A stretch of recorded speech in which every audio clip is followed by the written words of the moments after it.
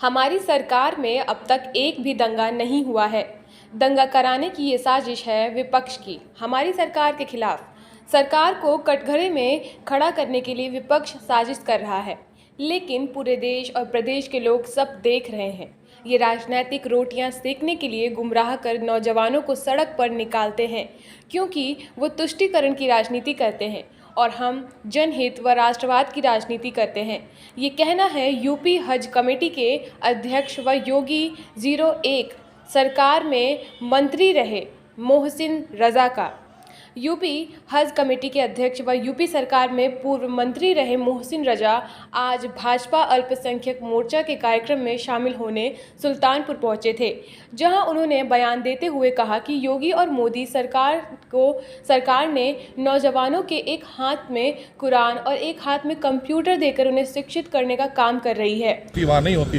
ये जो पत्थरबाजी की जो बात आपने की, देखिए आप राजनीतिक रोटियां सेकने के लिए गुमराह करके नौजवानों को सड़क पर निकालते हैं। ये वही नौजवान है जिसको देश के यशस्वी प्रधानमंत्री आज एक हाथ में कुरान और एक हाथ में कंप्यूटर दे रहे हैं। आज आदरणीय योगी सरकार में इनको हम शिक्षित करने का प्रयास कर रहे हैं, रोजगार से आच्छादित करने का काम कर रहे हैं। लेकिन ये रास इसको इसलिए नहीं आएगा क्योंकि ये विपक्ष के द्वारा बिके हुए लोग हैं। ये सब विपक्ष के खरीदे हुए लोग हैं।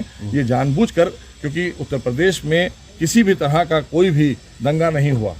ये एक साजिश भी है विपक्ष की कि हमारी सरकार को कटघरे में खड़ा करने के लिए। लेकिन देश देख रहा है, दुनिया देख रही है कि यहाँ पर कानून का राज स्थापित है और जो भी कानून को हाथ मिलेगा, चाहे वो किसी जगह का हो, किसी समाज से आता हो, उसके खिलाफ कार्रवाई हुई है। और ये जो कार्रवाई चल रही है, ये भी कार्रवाई चलती रहेगी, क्योंकि ये मानकर चलिए कि यहाँ की शांति व्यवस्था बनाना ये हमारी प्राथमिकता है सरकार की, आदरणीय योगी सरकार की। और लोगों को रोजगार और लोगों को आगे बढ़ाना ये भी हमारी प्राथमिकता है। जो योजनाएं हैं उससे आच्छादित करना ये हमारी प्राथमिकता है। लेकिन कुछ लोग हैं जिनकी पूरी राजनीति इसी पर बेस करती है, वो इससे बाहर निकल नहीं सकते, क्योंकि उन्हें तुष्टीकरण और संप्रदायवाद की ही राजनीति करनी है और हमें जनहित की राजनीति करनी है, राष्ट्रवाद की राजनीति करनी है। वह हमारा उनका इतना अंतर है। सर, अभी नुपुर शर्मा को लेकर के मुंबई पुलिस हाजिर होना है, इस पर क्या कहना चाहेंगे? कानून की बात है, कानून जाने। हमारे यहाँ पार्टी के किसी भी आदमी ने कोई भी बयान इस तरह का दिया हो तो दिखा दीजिए, और व्यक्तिगत तौर पर अगर कोई कुछ कह देता है तो वो वही बताएगा। और अगर उधर से भी कोई बात आ गई है तो मुझे लगता है इस बात को भी खत्म इसलिए करना चाहिए कि मोहम्मद साहब पर एक बूढ़ा कूड़ा फेंका करती थी, एक दिन कूड़ा नहीं आया। जब कूड़ा नहीं आया तो उन्होंने कभी किसी से ये नहीं कहा कि जाओ इसका घर तोड़ दो,